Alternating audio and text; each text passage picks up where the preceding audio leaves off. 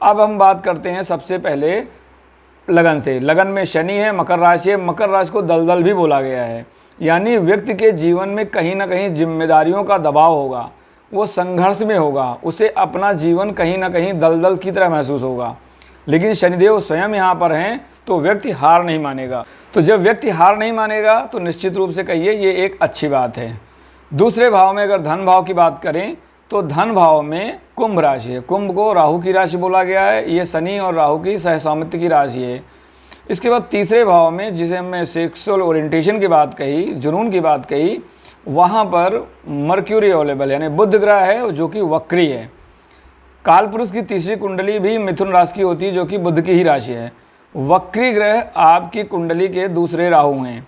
ये आपके पिछले जन्मों की जो आपने गलतियाँ की हैं, जो आपने पाप किए हैं कह सकते हैं, उनको वक्री ग्रह निरूपित करते हैं। क्योंकि इनके अंदर बल अधिक होता है तो ये बल अनियंत्रित भी हो जाता है। तो यहाँ बुध का आना कहीं ना कहीं, और वो भी वक्री होना, तीसरे भाव में होना जो कि सेक्सुअल ओरिएंटेशन का भाव है, तो कहीं ना कहीं ये समस्या को इंडिकेट करता है कि एक तो समस्या का भाव यहाँ आ गया, तीसरा भाव, यानी कि आदमी के जीवन में बुध को अपरिपक्व ग्रह बोला गया है, बुध को किन्नर बोला गया है, यानी वो व्यक्ति जो शारीरिक रूप से किन्नर है। तो कह सकते हैं कि सेक्सुअल लाइफ में व्यक्ति को ऐसी भावनाओं का सामना करना पड़ सकता है, यानी उसे बेड प्लेजर्स में प्रॉब्लम हो सकती है, या तो ये खुद की भी समस्या हो सकती है अथवा जीवन साथी की। इसके बाद बारी आती है चौथे भाव की। चौथा भाव माँ का भाव है, इसे माँ की गोद बोला गया है, यानी जो आपको सुकून मिलता है, आप कहीं से बाहर से खट के आते हैं, थक के आते हैं, लड़ाई झगड़ा करके आते हैं, संघर्ष करके आते हैं, अगर घर में आपको चैन मिल जाए तो आपको लगता है कि मेरे सभी कष्ट दूर हो गए। तो चौथा भाव इसीलिए माँ का बोला गया है, क्योंकि माँ से ज़्यादा सुख किसी को, माँ की गोद से ज़्यादा सुख कभी कहीं नहीं मिल सकता। तो ये जल तत्व की, क्योंकि चंद्रमा जल तत्व ग्रह है, और यहाँ पर गौर करने की बात है कि यहाँ पर अग्नि तत्व की राशि है मेष, और उसमें अग्नि तत्व का ही ग्रह सूर्य भी मौजूद है। तो यहाँ पर देखिए अग्नि तत्व का ग्रह सूर्य, अग्नि तत्व की राशि जो कि चौथे भाव के विरोध में जाती है, और यहाँ पर 12वें भाव से राहु की दृष्टि भी आ रही है। राहु स्वयं अग्नि तत्व में है, राहु एक वायु तत्व ग्रह है अग्नि तत्व में, वो भी गुरु की राशि धनु में। धनु में राहु को नीचता प्राप्त होती है, यानी राहु का जो गुण है वो यहाँ पर चतुर्थ भाव को प्रभावित करेगा।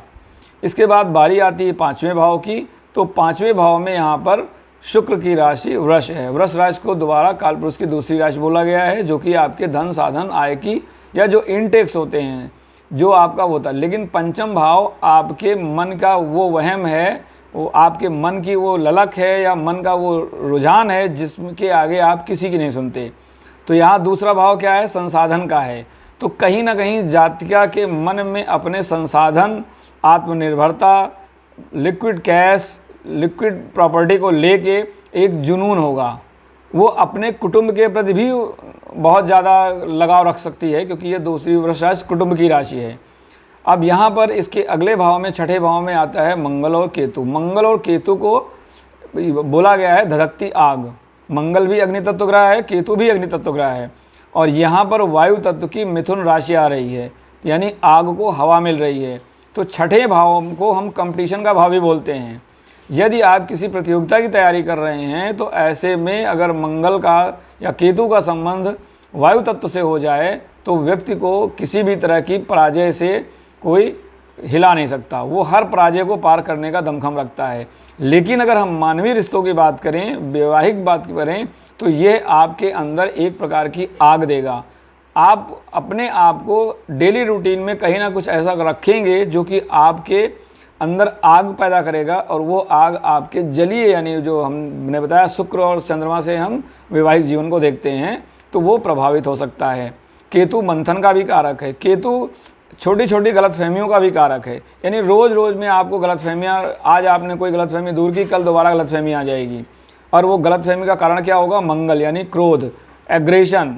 मंगल अपने आगे किसी की नहीं सुनता। तो ऐसे में हो सकता है कि जातिका रोज़मर्रा के में हो सकता है कोई उसको कुछ सलाह दे, वो उसको सुने ना। सप्तम भाव में बताया गुरु और चंद्रमा, लेकिन सप्तम भाव में गुरु को निश्चिता प्राप्त होती है। सप्तम भाव शुक्र की कालपुरुष की राशि है, और गुरु और शुक्र दोनों शत्रु हैं। तो यहाँ पर गुरु आदर्शवादिता के चलते जातिका के जो आदर्शवादी सोच है उसका किसी के ऊपर अंधविश्वास है, बिना कोई इधर उधर की बात सोचे हुए, या कह सकते हैं यथार्थ से दूर जाकर वो एक विश्वास को लेके चलेगी, तो ये भी कहीं, क्योंकि आज के ज़माने में आपको विश्वास तो करना चाहिए लेकिन सोच समझकर, आप हालातों को समझते हुए। इसके बाद बारी आती है 8वें भाव की। 8वें भाव में अगर हम देखें तो वहाँ पे सिंह राशि है जिसका कि स्वामी चतुर्थ भाव में है। तो यहाँ पर त्रिकोण में उसके स्वामी का होना ये बताता है कि अष्टम भाव बली है। अष्टम भाव रिसर्च का भाव है, आपके निजी दोषों का भाव है। तो सूर्य, अगर निजी दोषों में बात करें तो सूर्य ईगो का कारक है। आत्मसम्मान के लिए ज़रूरत से ज़्यादा जागृत रहना सूर्य उसका रूपक है। तो यहाँ पर त्रिकोण में बता रहा है कि हो सकता है जातिका के अंदर अपने आत्मसम्मान, आत्मनिर्भरता, इसको लेकर, यह बोले स्पष्टवादिता भी सूर्य का एक रूप है, उसको लेकर एक निजी दोष उसके अंदर आ सकता है। क्योंकि राहु त्रिकोण में है तो यह दोष की तरफ ज़्यादा इशारा करता है। अब बात करते हैं 6वें, यानी जो धर्म भाव है वहाँ पे कन्या राशि है। कन्या राशि अपने आप में संघर्ष की राशि है। ये बताता है कि जातिका का भाग्य उसको संघर्ष में ढकेलेगा। लेकिन यहाँ पर गौर करने की बात है कि इसका स्वामी मर्क्यूरी इसको खुद देख रहा है और वक्री होकर देख रहा है, तो ये कहीं ना कहीं इस भाव को बल प्रदान करता है। 10वें भाव में तुला राशि है जो शुक्र की मूल राशि है। हम शुक्र की बात कर रहे थे तो शुक्र यहाँ पर आपका 5वें भाव में है और 5वां भाव उसकी खुद की राशि है। तो 5वें भाव में शुक्र का खुद की राशि में होना ये बताता है कि यह राशि बली है। और 10वीं राशि जो 10वां भाव है वो कार्य क्षेत्र की है, यानी जातक का कार्य क्षेत्र बलवान होगा। अब बात करते हैं 11वें भाव की। तो 11वें भाव में मंदी है। 11वें भाव में मंदी है, यानी मंदी सामान्यतः राशि को खराब करता है। तो यहाँ पर जो 11वीं राशि है वो राशि आ रही है वृश्चिक राशि। वृश्चिक राशि अपने आप में कार्मिक राशि है। ज्योतिष में 8 नंबर की राशि वृश्चिक और 11 नंबर की राशि कुंभ को कार्मिक राशि बोला गया है। इन जगहों पर ये जिस भाव में ये राशियाँ जाती हैं वहाँ पर आपको कुछ ना कुछ उतार चढ़ाव एक्सट्रीम देखने पड़ते हैं। तो यहाँ पर दूसरा भाव में कुंभ राशि है और 11वें भाव में वृश्चिक राशि है। 11वां भाव इच्छा पूर्ति का है, यानी जातक को अपनी इच्छाओं की पूर्ति के लिए काफ़ी उतार चढ़ाव झेलने पड़ सकते हैं। ये 12वें भाव की जिसने मैंने बताया शयन का भाव है। तो शयन के भाव में राहु का होना, वो भी धनु राशि में होना, इस भाव में मंथन की चीज़ दिखाता है। धनु राशि अग्नितत्व राशि है और राहु जो है मंथन का कारक है और धनु राशि उच्च शिक्षा का भी कारक है। तो हो सकता है कि जातिका शयन के समय, जब निद्रा का समय हो, वो किसी मंथन में हो, किसी रिसर्च में हो, किसी खोज में हो। यहाँ ध्यान देने की बात है कि अष्टम भाव बली है। अष्टम भाव भी रिसर्च का भाव है क्योंकि वो सूर्य के त्रिकोण में है। राहु का भी वहाँ पर दृष्टि पड़ रही है, राहु की सूर्य पर भी दृष्टि है, यानी अष्टम भाव को राहु पूरी तरह से प्रभावित कर रहा है। तो यहाँ पर राहु के चलते, मंथन के चलते, रिसर्च के चलते कुछ ना कुछ कहीं ना कहीं समस्या, शयन के जो गुणवत्ता है, बेड की क्वालिटी है, जो आपका स्लीप क्वालिटी है, वो अफेक्ट होगी। अब हम अगर जातिका का परिचय लें तो जातिका गणित से पीएचडी है। अब गणित बुध का कार्य क्षेत्र है, बुध वक्री है, यानी गणित को बल मिला। उसके बाद जो 6वां भाव है जो कि सेवा का भाव है, आपके उच्च शिक्षा के बाद जो अनुभव लेते हैं उसका भाव है, वहाँ पर केतु है। केतु भी गणित का कारक है। मंगल है, मंगल लॉजिक का कारक है। अगर हम किसी चीज़ में तर्क वितर्क एनालिसिस करते हैं तो उसका कारक मंगल है।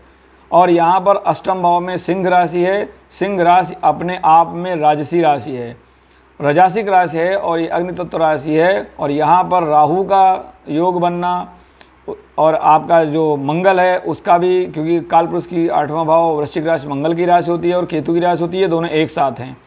तो यहाँ पर ये दर्शाता है कि अष्टम भाव भी बली है, तभी जातिका गणित में पीएचडी कर पाई। लेकिन ये सारे एक पहलू हैं, हम यहाँ बात विवाह की कर रहे हैं। अब देखते हैं कि विवाह में समस्या आई तो क्यों आई।